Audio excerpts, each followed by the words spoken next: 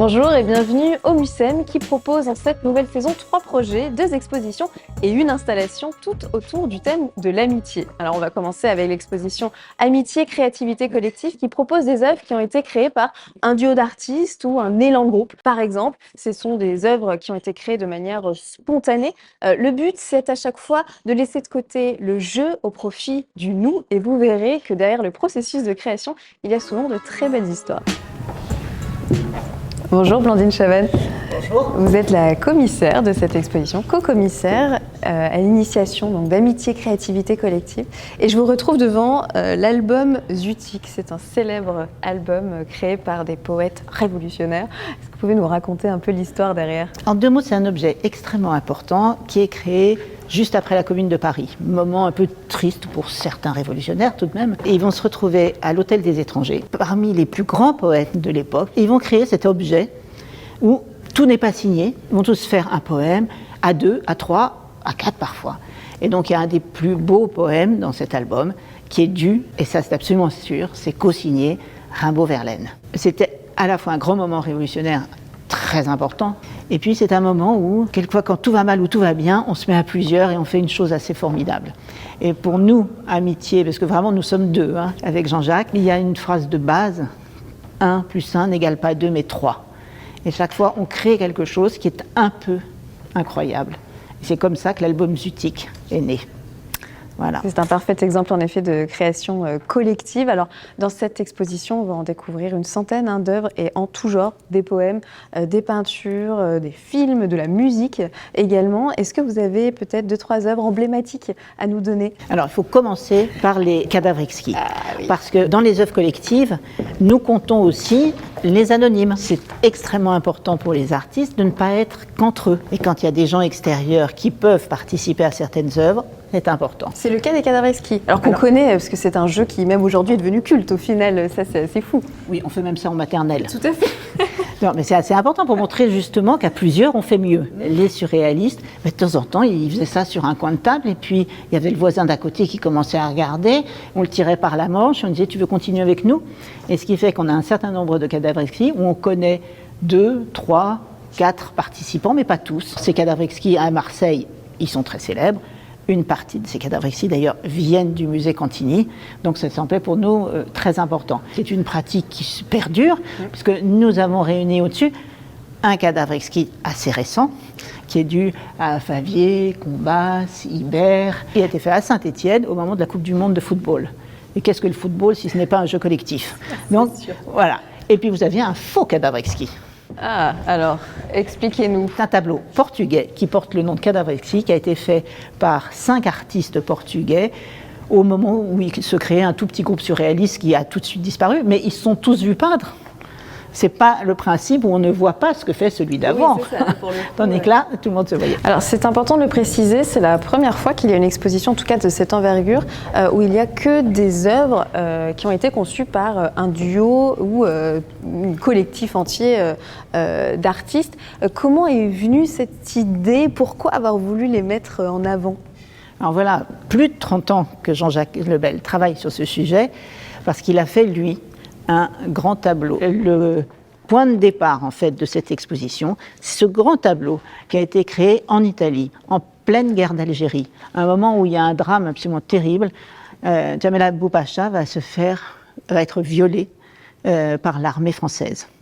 Ça le scandalise, il va réunir un certain nombre d'amis autour de cette toile et on les voit. Ils sont 6 qui travaillent à ce grand tableau qui est une espèce de cri vraiment sur l'horreur de ce qu'est le colonialisme, l'horreur de ce qu'est la guerre, quelle qu'elle soit. Et donc ce grand tableau antifasciste collectif a été exposé à Milan, dans une exposition qui s'intitulait Anti-Procès 3. Tous ces jeunes gens n'étaient pas d'un calme olympien. La police milanaise arrive à saisir le tableau et pendant plus de 30 ans, on ne verra pas le tableau. La pratique collective a du coup été pour Jean-Jacques Lebel une chose absolument essentielle. Et c'est à partir de ce tableau qu'est née l'idée de faire plus, puisque ça faisait longtemps que Jean-Jacques voulait le faire, et je lui ai proposé de m'associer. Depuis, j'ai beaucoup travaillé sur ce sujet. Et il y a une thématique importante aussi dans cette exposition, c'est l'amitié, bien sûr, qui réside entre tous les artistes. Une œuvre ici en est un bon exemple, Room Full of Mirrors, qui a été conçue par Castelli et Fetting. On va la découvrir. Tout à fait. Alors, elle est assez impressionnante, cette œuvre. Elle fait 7 mètres de long, si je ne me trompe pas. Qu'est-ce que vous pouvez nous raconter un peu les dessous de cette création? Ces artistes, c'est 3 artistes en fait, parce que c'est Castelli-Fetting pour cette toile-là, mais il y a Salomé. 3 artistes originaires d'Allemagne de l'Est, à un moment où les choses étaient assez difficiles. Le mur de Berlin existait encore, et ils ont fait un groupe qu'on appelait les Sauvages. Ça se voit quand même vraiment bien.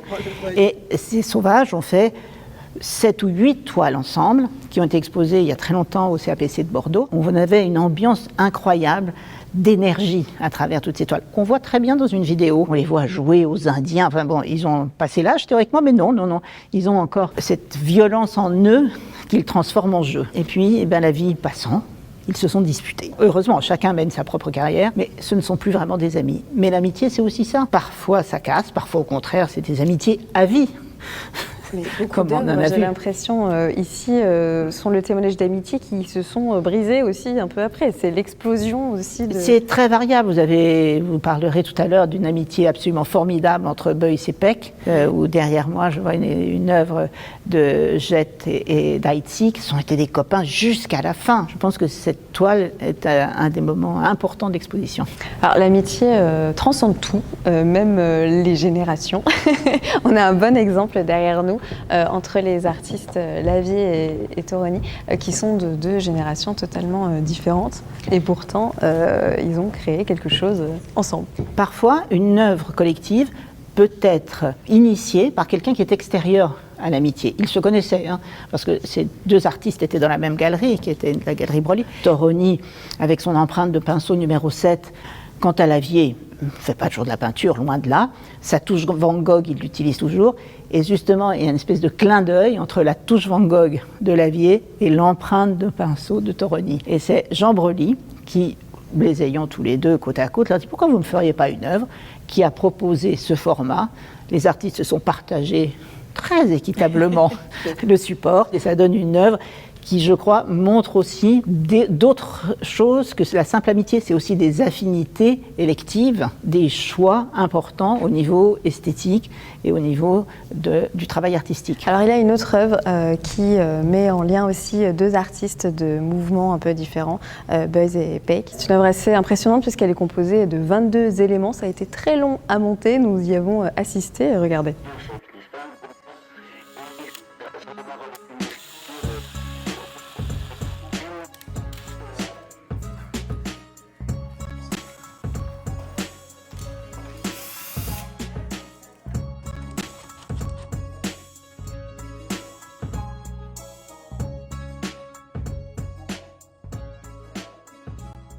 Bonjour Justine Bobot. Bonjour Océane. Vous êtes la conservatrice référente de cette exposition et on vous retrouve donc devant cette œuvre assez impressionnante qui a été conçue par l'artiste coréen Noong Jae Paik pour rendre hommage à son ami Beuys. Alors expliquez-nous un peu qu'est-ce qu'on doit y comprendre. Cette œuvre elle fonctionne comme un rébus puisqu'il y a toute une série d'éléments qui viennent évoquer les performances que les 2 artistes ont réalisées ensemble, notamment une performance en 1978 en hommage à Mac Younas, un autre ami qui venait de décéder et qui est évoqué sur ce mur avec le vinyle que vous voyez ici. Alors cette œuvre, c'est aussi le portrait de Beuys, qui est un artiste mythique pour la 2e moitié du XXe siècle. Et Beuys, il est évoqué par toute une série de symboles, et notamment ce chapeau. Oui, ce chapeau qui trône un peu dans ces éléments et qui fait un peu référence d'ailleurs à la photo de Beuys qu'on voit derrière, c'est ça? Tout à fait. Beuys, il était très reconnaissable par sa tenue, puisqu'il avait notamment une veste de chasseur et puis un chapeau en feutre.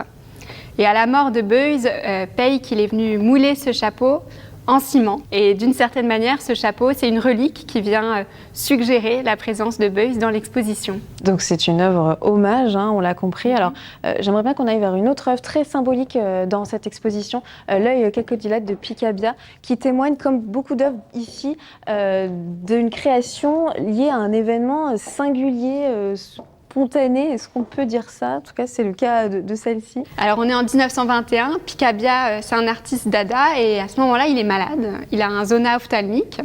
Il est obligé de rester à la maison et comme il s'ennuie, il fait passer tous ses artistes à son domicile.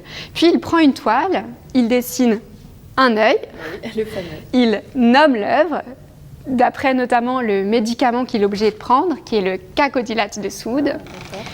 Et puis, il invite tous ses amis à signer et à inscrire spontanément une formule, quelques mots, souvent absurdes, comme celle de Ribon d'Essaigne. Je prête sur moi-même, donc des formules surréalistes avant l'heure. En effet. Et ce qui est vraiment intéressant avec cette œuvre, c'est que l'artiste Francis Picabia, l'auteur, il s'efface dans la multiplicité des signatures. Et c'est un peu l'idée de cette exposition aussi. Je crois qu'il y en a une autre derrière, on peut aller la découvrir, une œuvre de Bruce. Alors là, on quitte Paris et les années 20 et on arrive dans les années 60 à New York.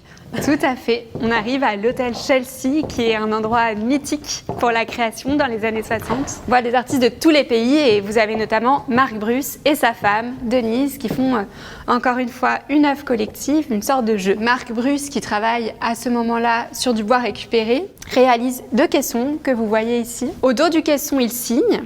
Ce caisson est signé par Marc et celui-ci par sa femme Denise, et devant, il propose une couleur. Et toutes ces différentes signatures qu'on peut voir sur ces bouts de bois, à quoi elles correspondent? Alors, c'est les artistes qui sont passés voir Marc Bruce et sa femme, puisque le couple Bruce a demandé à leurs amis de signer et de proposer une couleur. Et ils ont joué en fait avec les couleurs. Par exemple, Armand a proposé la couleur transparente et a plongé le panneau de bois dans de la résine. Et donc l'idée après c'est de les changer, les intervertir, c'est un peu ça. C'est tout à fait ça, puisqu'en fait vous pouvez choisir la signature que vous mettez devant et choisir la couleur que vous posez sur les panneaux. Et ce qui est très intéressant, c'est que quand on regarde la pièce de proche, on voit vraiment les marques d'usage, on voit que les conservateurs sont amusés à changer les panneaux de place. Alors, c'est peut-être important de le préciser, tout de même, les conservateurs peuvent s'amuser, mais pas le public. Tout à fait. Malheureusement. Merci beaucoup, Justine Bobot. Vous l'avez donc compris, l'amitié, c'est vraiment le thème phare de cette saison au Mucem. Alors, je propose un coup de projecteur sur le MARC, le musée ethnographique de Hambourg. Bonjour Émilie Gérard. Bonjour. Vous êtes la directrice scientifique du Mucem et la programmatrice de la Chambre d'Amis qui, ici, cet automne, vous avez voulu mettre à l'honneur le MARC, le musée ethnographique d'Hambourg, qui vous a prêté une dizaine d'objets. Ouais. Alors ces objets, effectivement, c'est les objets d'une collection de la partie européenne de leur collection, puisque le MARC est un musée d'ethnographie mondial, mais qui a une démarche assez innovante, assez pionnière, de décolonisation du regard sur sa collection, y compris sur sa collection européenne. Et ça, on y est peut-être moins habitué. Donc les invités, c'était aussi se donner la chance de pouvoir parler de cela à travers une sélection d'une dizaine d'objets, comme vous l'avez dit. Des objets parfois étonnants et plastiquement beaux, comme ce masque. Alors, montrez-nous, en effet, ouais. Ce masque sarde qui est de carnaval, qui a un côté presque surréaliste, qui est fait à partir d'une courge et qui témoigne de la démarche qu'ont les ethnographes de l'époque, du début du XXe siècle, d'aller chercher des objets qui pour eux sont les témoignages de survivance passée, antique, en choisissant des villages ou des régions considérées comme éloignées, voire non atteintes par les changements de la société contemporaine. Alors cette sélection, elle est vraiment toujours dans cette veine de l'étrangeté de l'objet parfois rare, comme par exemple cette partie de coiffe, c'est un intérieur de coiffe Sami, partie en bois sur laquelle on venait poser la partie textile. On en a une photographie ici qui montre comment c'était porté et qui a une histoire un peu étrange, c'est-à-dire que cette coiffe a été interdite à un moment donné par l'Église luthérienne, parce que les prêtres y voyaient la forme d'une corne dans laquelle le diable pouvait venir se nicher. Donc ça montre bien aussi tout le système de croyance qu'on va imputer à ces objets. Et puis peut-être un dernier objet pour terminer, c'est cette petite boule piquante. Très particulier, qui fait penser à un virus. Oui, tout à fait. Alors, c'est vrai, ça nous fait, on a tout de suite l'image qui vient. Et en fait, c'est un ex-voto, donc ces objets qui étaient offerts pour remercier d'une guérison ou au contraire demander une guérison. Et on a l'habitude de voir des ex-voto dits anthropomorphes qui vont reproduire un pied, un rein, un cœur. Et ici, c'est pas très réaliste puisqu'il s'agit d'un utérus. Et ce que je trouve intéressant dans cette forme très violente, qui est presque effrayante, c'est de montrer un peu toutes les conceptions qu'on va projeter sur le corps de la femme, qui reste un être dangereux, étrange et dont il faut un peu se méfier.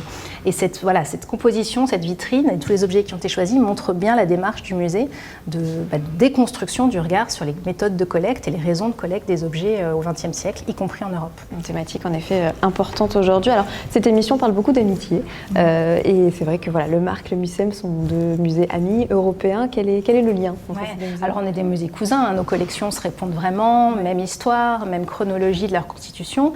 Et puis ces deux musées se retrouvent aujourd'hui depuis plusieurs années dans le cadre d'un projet européen qui s'appelle Taking Care, qui réunit une dizaine de musées partout partout en Europe qui réfléchissent ensemble à cette question du care, du soin, comment prendre soin des collections, mais aussi à travers elles, comment prendre soin des communautés dont elles sont issues.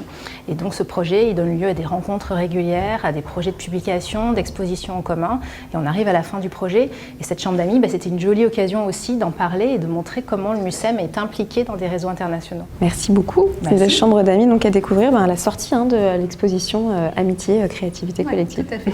Bonjour Mathieu Mercier. On termine notre émission avec vous, avec cette installation, l'ami modèle qui est dans ses dernières finitions, si je ne me trompe pas. Satisfait jusqu'à présent? Oui, il y a encore un peu de travail. On verra ce que ça donnera quand on aura passé le dernier coup de balai. Alors, est-ce que vous pouvez nous expliquer? C'est une galerie de portraits d'artistes réalisés par d'autres artistes. Une forme de portrait croisé. Donc les artistes se représentent les uns et les autres pour toutes les bonnes raisons, c'est-à-dire par hommage, parce qu'ils partagent le même atelier, parce qu'ils sont disponibles, parce qu'ils font partie du même groupe.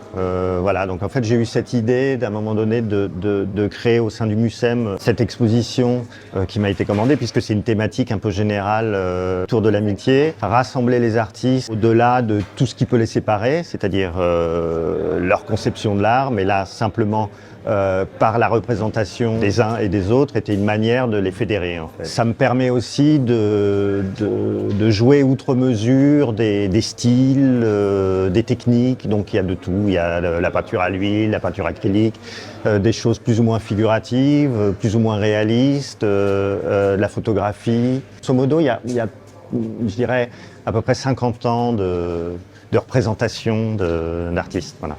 Alors là, on ne se rend pas compte, mais on est à l'intérieur d'un bloc lui-même au sein du hall du MUCEM, donc que les visiteurs pourront découvrir à partir du 16 octobre, c'est bien ça. Merci beaucoup.